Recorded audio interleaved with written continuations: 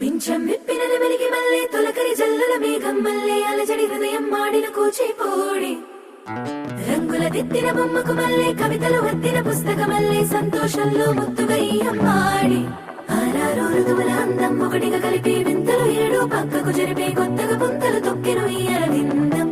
అమ్మమ్మో తాండవమాడే కృష్ణుడి నుండి వేణువ గానం తీయగ పండి రాతకు ప్రాణం ఉప్పొంగే ఆనందం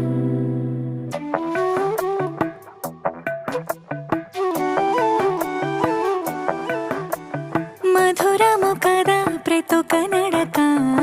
నీతో కలిసేలా